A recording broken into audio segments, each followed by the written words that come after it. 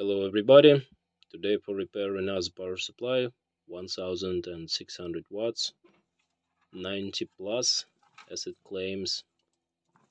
It is not expensive, definitely. Some people would not consider to repair it, but I have parts, I have willingness to save it, so why not to try.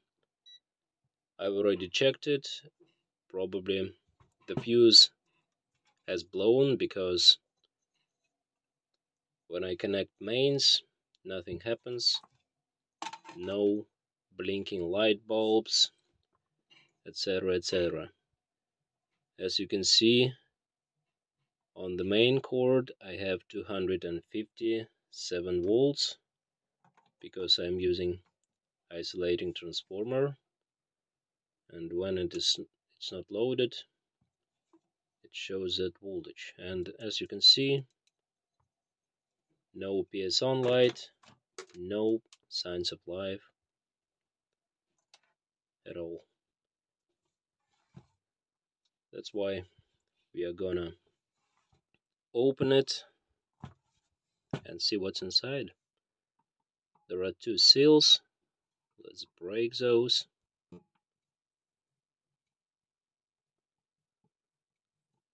Those power supplies were used in mining with graphic cards, but now it's not economically convenient to use those. I don't think that it is good for PC because it is quite loud, but if we change the fan, it can be used in PCs. Why not? That's the traditional schematic for those power supplies, and I already see the problem, at least one. There is a blown recovery diode, nothing on this side. When you see those diodes blown, that's 99% means that your transistors are blown as well, and that's the main reason. Diodes blew after transistors. Let's remove the PCB. It's pretty dirty inside because there is a silicone pad. They're kind of leaking, and that's why all the dirt are collecting there. And I can see a drain of a power transistor is loose. I hope you see it also, because probably it was overheating or something. There is an SMD resistor is soldered upside down. I think it's from the factory. Yeah, that's the resistor. And that's the leg of the drain. It's completely loose. Also, I see some signs of burn here, but let's check. With multimeter in the diode mode, first let's check that transistor, and it's kind of showing okay, at least no short. Sometimes it happens because they blew very severely and the crystal structure is damaged. That's the PFC diode recovery. PFC diode is bad. This PFC diode is showing short, but it not necessarily means that it is short. What else? The fuse is blown. We know it. Let's check to make sure. yes. Sometimes diode bridge also gets damaged, but let's see. We should see 4 diodes, and 2, 3, and 4. That's fine. What else to check? I think we should remove all those components and see further.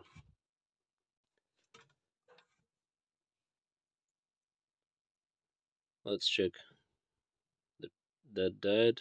I didn't check it, and that transistor, and it is probably shorted.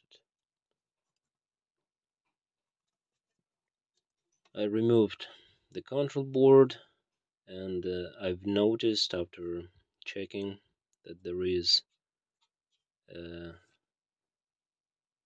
Zener diode was blown right here.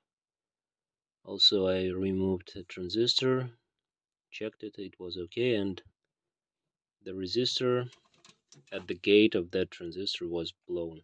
10 ohms resistor. By the way, that is the Zener diode, 18 volts. It was right there at the gate of the transistor. It limits the voltage spikes if there is any. That's the IC CM6800. But if you remove the board, you should check some diodes. That's the fuse. I removed the board because when you see the gate of your transistor blown, you should definitely check the IC, the output of the IC, output gates. But this time it was okay, showing okay at least. That's one MOSFET, and that's the other that was with a loose leg. And as you can see, it's not shorted, but I will show you why. As I mentioned, you see the crystal cracked and there is no connection inside, but it's definitely not gonna work again. So I found new components, transistors that I had laying around. As I said, I would not buy it. I already had it, and it's not economically reasonable to buy components and to repair that. By the way, that is the transistor. As you can see, it was getting really hot and it has that dark color compared to a new one. That's another one, and it also kind of dark, so the temperature was very high. Probably the power supply was working at the full load. It claims to be 1600, but probably it's 1000. By the way, I put the ferrite beads or rings, I don't know, soldered everything in place, remove the excess legs like this, and we are ready to test. As I said before, I use isolating transformer for safety. You should not do it directly from mains. And as you can see, the PSON light is present, and the power supply starts and shuts off. Sometimes it is okay because my isolating transformer is about 40 watts or something, and it is not enough to pump the PFC voltage for a long time. So some power supplies are behaving like this. Let's remove the dirt just to make it look more better, or simply better without more. Just like this, and put everything back. Put everything back. Let's connect mains directly, turn it on, and my circuit breaker tripped. Okay, as people say, shit happens, and it happened with me because I was lazy and didn't use my isolating transformer, didn't use current limit like this. Now I'm limiting current with that fan, hair dryer, and as you can see, the heater is getting very warm or hot, and that's not good. Power supply starts, but it consumes very a lot of current. Let's try it with an iron, and as you can see, the lamp is blinking. It means that the iron is on. 1000 watts iron is on, and I can feel it's getting really warm, even hot, and power supply works. That's funny. Not very often you can see something like this, but there is definitely a problem inside, and let's try to find it and repair it, probably, because a lot of work has been done.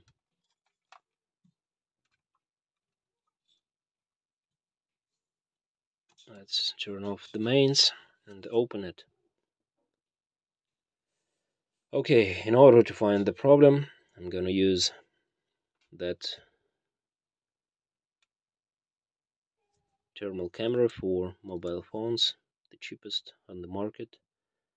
I turn it on, and as you can see, there is a dot of heat that goes directly from the diode bridge, and there are two diode bridges, and the one that is closer to us is getting hot.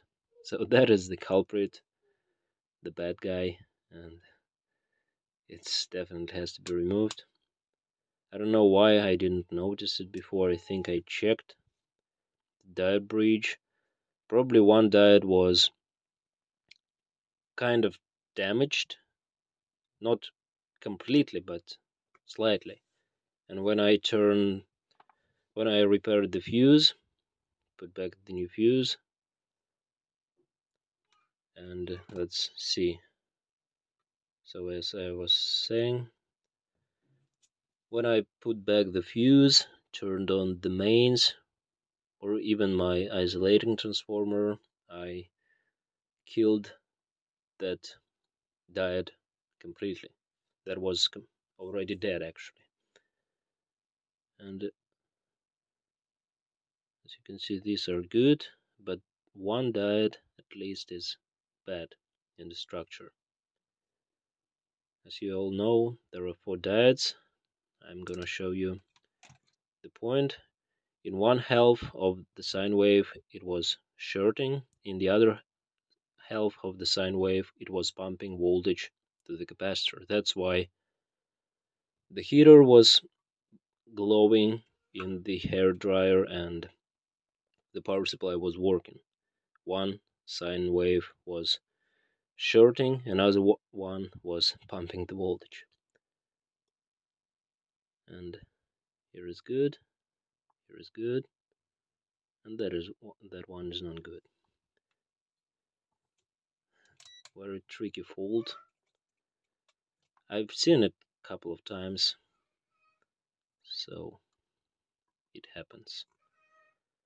Okay, let's try it now. Let's use the same testing stand, Doji DIY current limiting tester. Use like this, turn on and turn on the switch, and now I cannot see the lamp on the iron is glowing. Let's turn it on, and now it's okay. It works like it should.